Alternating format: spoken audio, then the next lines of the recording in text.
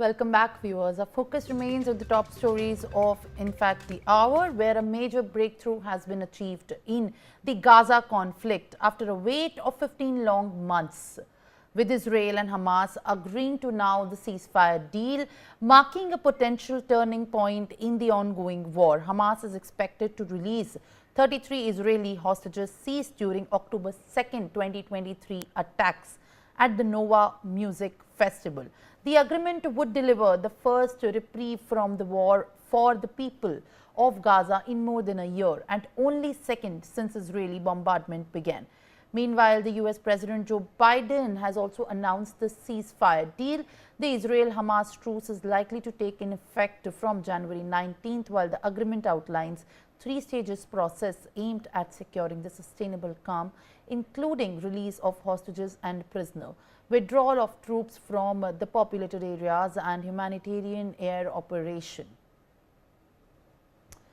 Harshvardhan Shringla, Foreign Secretary of India, joins me live on the broadcast. Thank you very much, sir, for speaking to us, and appreciate you joining at this point of time.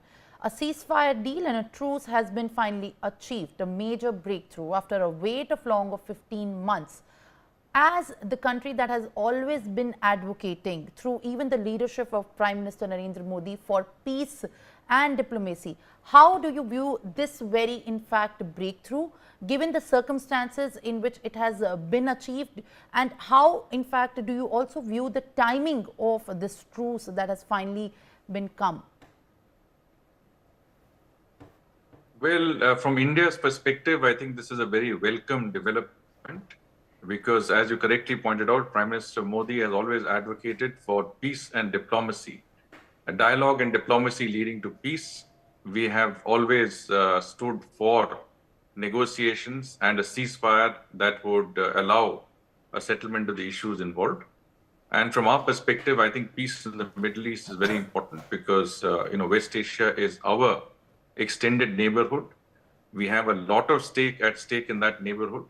We have good relationships with all concerned. And of course, a very large number of our compatriots work in the Middle East, in the Gulf region. And for us, peace and security in that area is absolutely critical.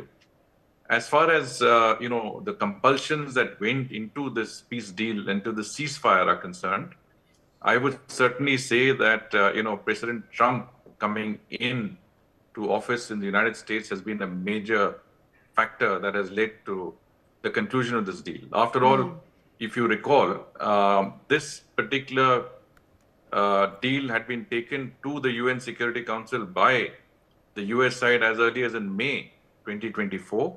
The UN Security Council endorsed the deal. President Biden has now confirmed that this is the same deal that the UNSC confirmed in May 2024. So it has taken another 8 months or so for this deal to actually come into effect, or rather be agreed upon. And from that point of view, the compelling factor has been Trump's very strong emphasis that by the time he takes office, he wants to see a ceasefire deal. He also wants to see the release of all hostages. Otherwise, as he says, all hell will break loose. So I think there is a strong amount of pressure on all the parties concerned.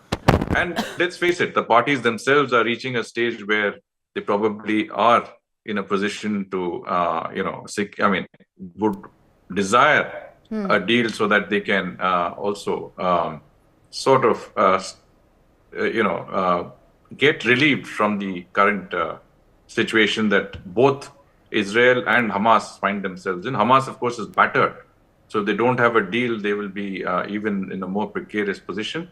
And Israel itself, Netanyahu is under pressure from the families of hostages for a deal, there's also global pressure on him to have a deal. And from his perspective, also, this would make him, look better that he has, pushed it to the limit and then agreed to something that is something that they can agree to. Mr. Shringla, as you have, in fact, very importantly put the focus on how the incoming of Donald Trump right now at the presidency of the United States has also impacted this. But as far as, in fact, at the first taking the credit of this truce goes, Joe Biden has in fact given the complete credit and also credited his team for this very significant breakthrough. And while India is concerned, India definitely did welcome, with the MEA statement also coming at this point of time. But as in fact the outgoing US president has already put the emphasis on how it is due to the efforts of the Biden's administration, how do you think India is placed on that side?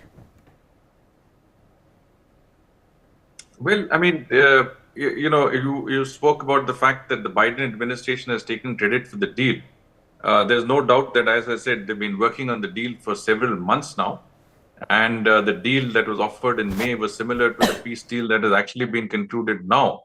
But what is interesting is that negotiations on this last phase of the deal, which involved, of course, the United States, Qatar, and Egypt as mediators, included representatives from both the Biden and Trump administration. So both of them were involved in the actual negotiations that led to the final deal. So both administrations have had a stake and a hand in this. So it's a good sign that there is a transition phase which is going well, and that any deal that is worked out has the imprint of both Biden and Trump in that particular deal. Well, the same sentiment and the statement has also been reiterated by the outgoing US ambassador to Israel, as far as crediting the teamwork spent between the Biden and the Trump administration is concerned. Mr. Shrinkla, the United States, Egypt and the Qatar have spent the past year trying to mediate an end to the war that is sparked by Hamas's attack on Israel in the year October 2023. While the deal has finally been reached, Iran's Revolutionary Guards have now called the ceasefire and the hostage release deal between Israel and Hamas a victory for the Palestinian resistance. Do you look at this in the similar manner? Well, I think for any negotiated settlement, all parties have to be in agreement.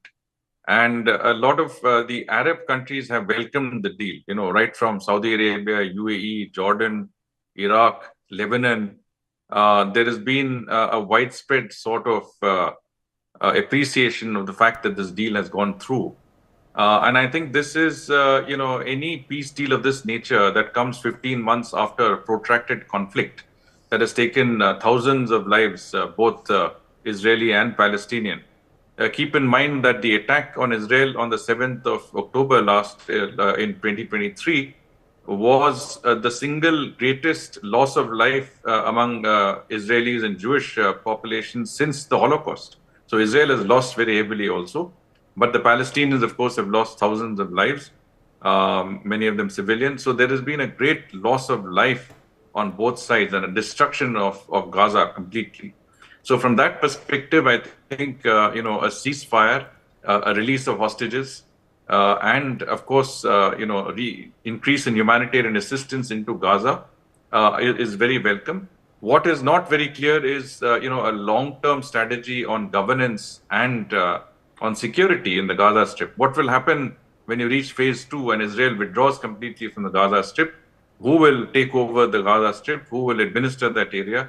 Who will ensure that aid is being distributed equitably to the population?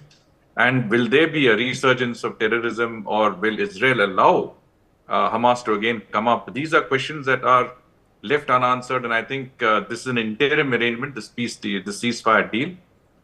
We will have, obviously, there is a negotiation over a more long-term arrangement that could involve neutral sort of monitors and those who will actually administer Gaza in this interim period. And that is very important because, what you have right now is only an initial ceasefire. Even that ceasefire is contingent on the Israeli cabinet approving it. They have to go to vote on this agreement. In addition to this, anything can happen between now and the 3 phases of 6 weeks each. I think the second phase is the most critical phase, in which Israel has to withdraw completely, and all prisoners have to be exchanged. The remaining prisoners have to be returned on either side, the hostages and prisoners. So in a certain sense, that time is, I think, a tricky time where things could go wrong. But again, the Trump administration will strongly enforce that ceasefire deal. And Mike Waltz, the incoming national security advisor of the Trump administration, has very clearly said he says there is no downsides to not going with this deal. In other words, if you don't comply with the different elements of the ceasefire deal, then you will face the fullest pressure of the Trump administration on you. And so parties, I think, are compelled to follow this unless, as I said, there are breaches on either side. And that's the tricky part. Well, Mr. Shringla, as you have also put emphasis on the fact that it's a tricky situation given the circumstances in which the phases of withdrawal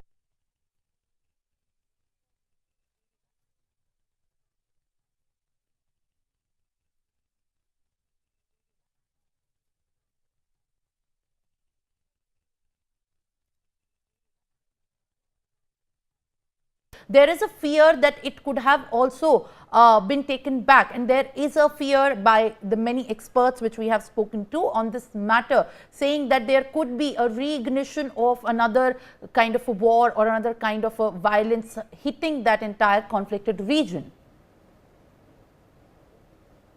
Well, you can never rule that out, because that's been the sort of normal path in which Middle East processes have taken place. You had so many deals in the past. Of course, some have gone through, but many have floundered because one party or the other has, reneged on the deal. So here, I think, basically, as I said, there would be a reliance on US pressure primarily, and also peer pressure, because, the Arab states have an interest, a vested interest in ensuring the deal goes through. Iran itself is, I think, will not, be intrinsically opposed to this deal. I can't say for certain. As you said, Iranian Revolutionary Guard has issued its own statement. But in essence, they will not be opposed to such a deal, because, they have also come out rather badly in this entire conflict. Iran has never been weaker than it has been in the past in security and strategic terms. Hezbollah has been practically, the leadership is eliminated. Its military capabilities have been almost, neutralized.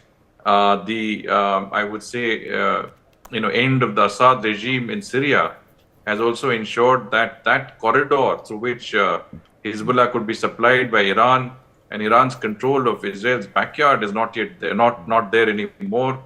And Iran itself has been hit by successive, missile strikes from Israel in that tit-for-tat sort of direct confrontation between these two, Middle Eastern powers. So, in a certain sense, Iran is in a rather weak position as compared to what it was, 15 months ago. And I think Iran would not be averse to a deal, whatever they may say in public. So, every party to this particular deal, I think, will want to see at least the ceasefire go through. Now, what is going to come after that? As I said, what is the long-term arrangement for the governance and administration and security of the Gaza Strip? What is the plan to, implement the two-state solution, which many countries have sort of reiterated in the wake of, the recent incidents? And how would this be implemented given the fact that the Israeli public itself may not be fully, willing to look at a Palestinian state in Gaza that could increase the odds of an attack of the nature of 7th October, that 2023 that took place. So these are questions that are out there, and I think those are the more important questions as we go along. Well, thank you very much, Mr. Shringla, who has in fact, thank you very much for being with us and also answering our questions, and appreciate you joining, who's the former ambassador to India. Now, thank you, sir, for being with us. Now, it's time to shift our focus to other developments after